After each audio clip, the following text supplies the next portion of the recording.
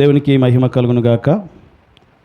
ఈ సమయంలో కొన్ని మాటలు మనము దేవుని వాక్యంలో నుంచి విందాము. దేవుని సన్నిధిలో నిలిచినటువంటి మనము ప్రభువునందు విశ్వాసం ఉంచినప్పుడు మనము నిరీక్షణతో, ఆశతో మన యొక్క వ్యక్తిగత జీవితాలను కొనసాగించాలి. బైబిల్లో మనము చూస్తూ ఉంటున్నాము, ఐగుప్తులో నుంచి ఇశ్రాయేలు ప్రజలు 6 లక్షల మంది కాల్బలము బయలుదేరి వచ్చినారు. ఎర్ర సముద్రాన్ని దాటినారు. అరణ్య మార్గము గుండా వారు నడిచినారు. అనేక సార్లు దేవుణ్ణి వారు శోధించినారు. కాబట్టి అదే యొక్క ప్రయాణంలో మరి వారు యోర్దాను నది దగ్గరికి వచ్చినప్పుడు మోషేతో దేవుడు చెప్తున్నటువంటి మాట, సంఖ్యాకాండము 13వ అధ్యాయము 1-2 వచనాలను మనం గమనిస్తే అక్కడ దేవుడు మోషేకు సెలవిస్తున్న మాట, అబ్రహాముకు నేను వాగ్దానం చేసిన దేశం, ఇశ్రాయేలు ప్రజలకు నేను వాగ్దానం చేసినటువంటి దేశం, పాలు తేనెలు ప్రవహించే దేశాన్ని మరి నేను మీకు ఇస్తానని వాగ్దానం చేశాను. ఆ దేశాన్ని చూడడానికి నువ్వు గోత్రానికి ఒకరి చొప్పున ప్రధానులను చూడడానికి పంపించాలి అని చెప్పి మోషేతో దేవుడు సెలవిస్తున్న మాట మనకు అక్కడ కనబడుతూ ఉంటుంది. చదవండి ఆ మాట.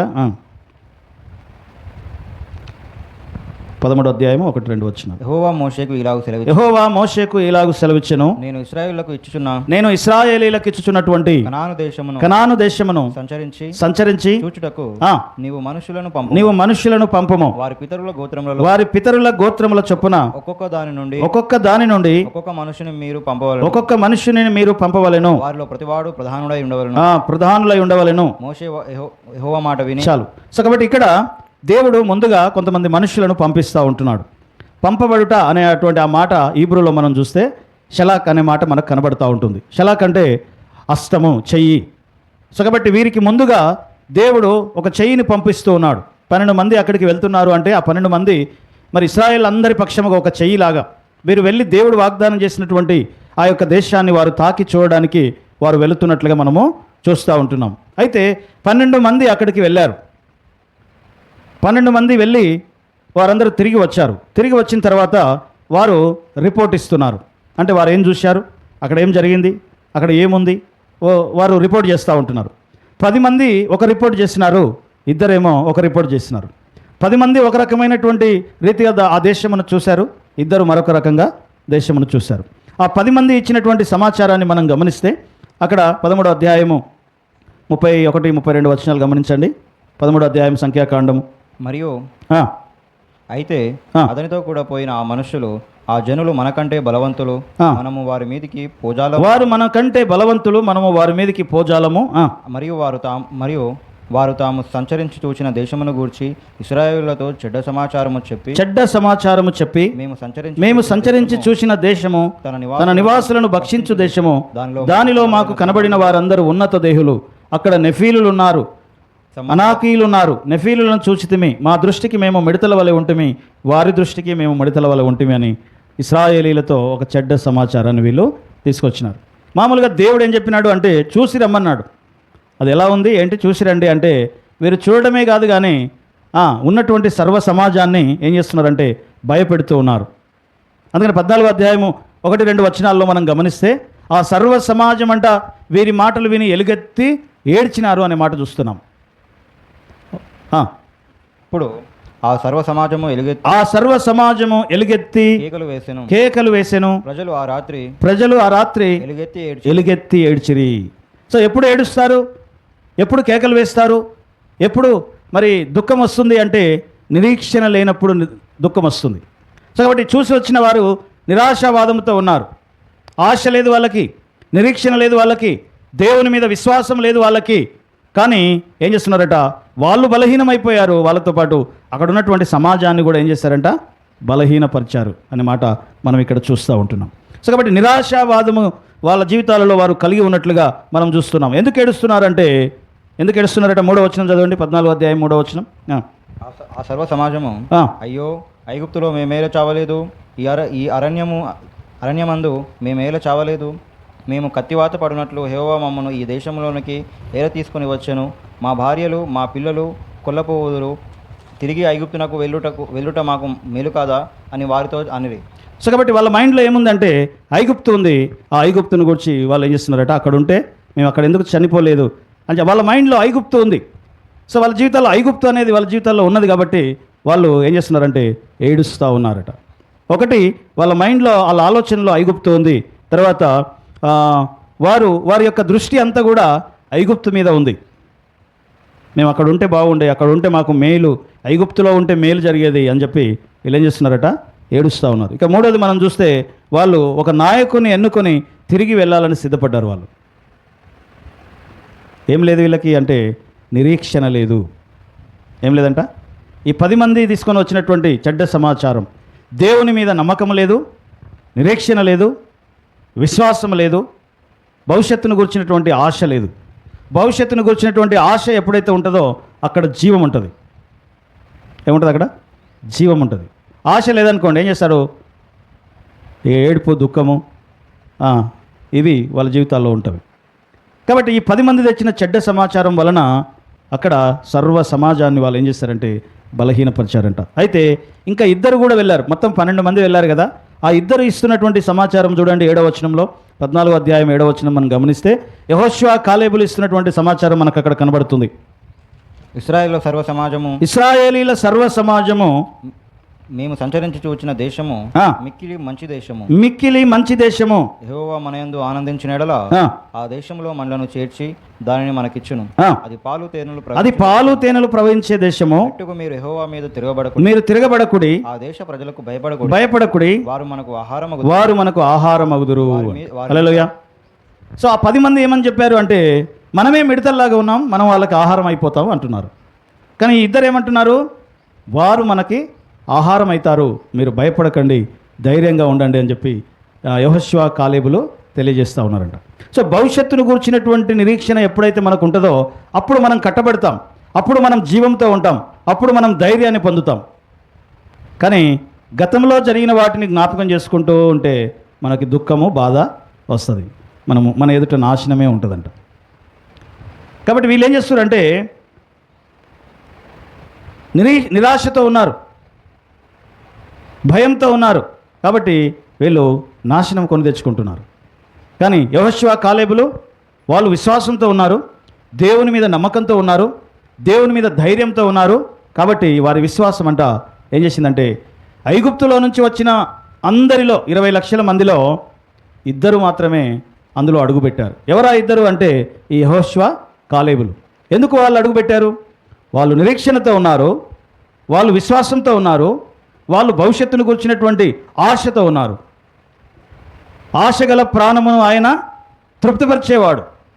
వారు ఆశతో ఉన్నారు కాబట్టి దాన్ని పొందుకున్నారు.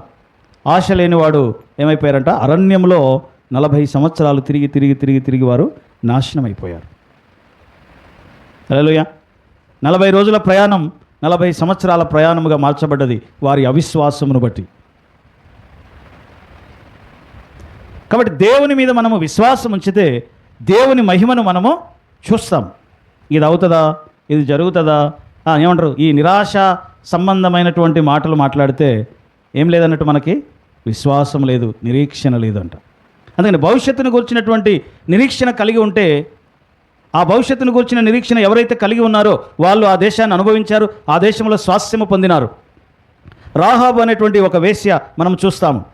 దేవుడు మీకు ఈ దేశముని ఇస్తాడు, ఈ యెరికో పట్టణాన్ని దేవుడు మీకు ఇస్తాడని చెప్పి ఆమె నిరీక్షణతో ఉన్నప్పుడు, మీ దేవుని గురించి మేము విన్నాం, మీ దేవుడు ఎర్ర సముద్రాన్ని పాయలు చేశాడు, ఐగుప్తీయులను నాశనం చేశాడు అని చెప్పి మేము విన్నాం, మీ దేవుని గురించిన భయము మా జీవితాలలో ఉంది, మీరు వచ్చినప్పుడు మమ్మల్ని జ్ఞాపకం చేసుకోండి అని చెప్పి ఆమె భవిష్యత్తును గురించిన నిరీక్షణతో వాళ్ళతో మాట్లాడుతూ ఉంది ఈ రాహాబు.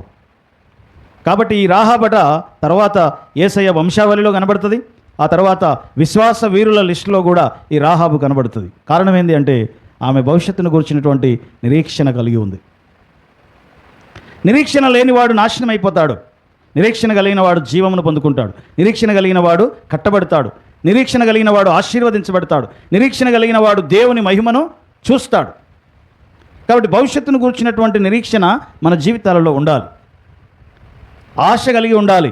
దేవుని మీద విశ్వాసంతో మనం ఉన్నప్పుడు మనుషులందరికీ అసాధ్యమై ఉండొచ్చేమో కానీ దేవుడు మనకి సాధ్యమో చేస్తాడు.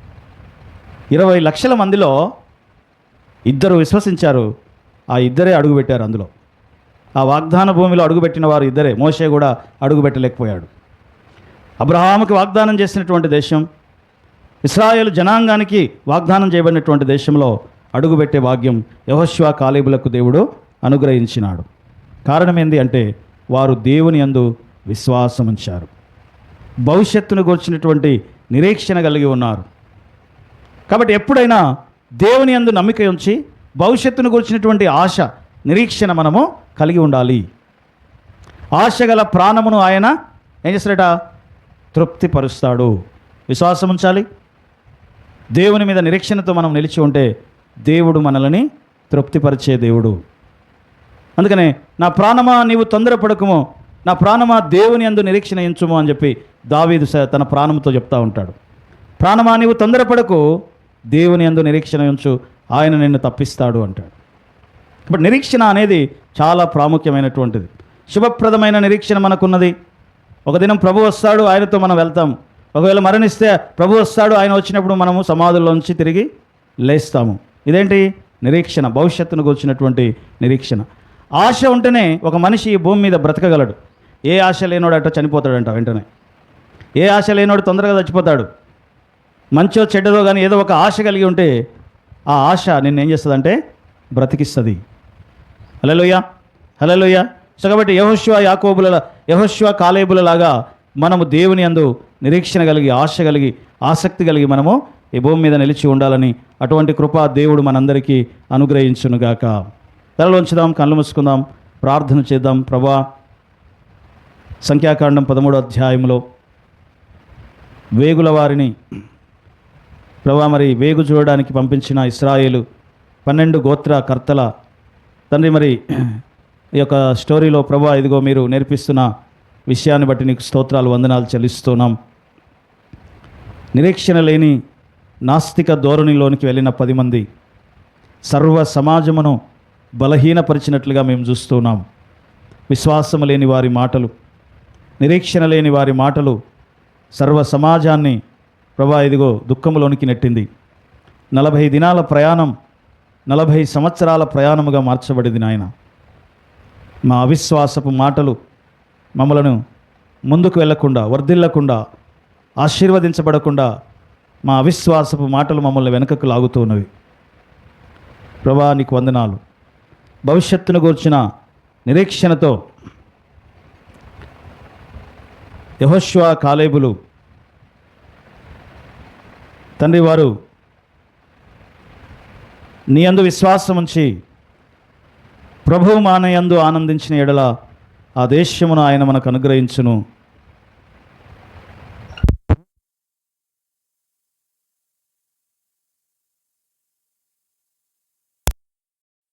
అలాంటి విశ్వాసమును, అలాంటి నిరీక్షణను మా జీవితాలలో మీరు దయచేయమని ప్రార్థన చేస్తూ ఉంటున్నాం. దయగల మా పరమ తండ్రి, మేము ఎక్కడెక్కడ నిరాశ కలిగి ఉన్నామో, సంతోషం లేని ఏరియా ఉన్నదో ఆ ఏరియాను జ్ఞాపకం చేసుకుంటున్నాం. ఆశతో, నిరీక్షణతో మా విశ్వాస జీవితాన్ని కొనసాగించడానికి నీ కృప దయచేయండి. ఇక్కడ కూడి ఉన్న నీ బిడ్డలందరినీ దీవించండి. ఈ మాటలు వినిచిన వారిని ఆశీర్వదించమని ప్రభువైన యేసు నామమున స్తుతించి ప్రార్థిస్తున్నాం తండ్రి. ఆమేన్.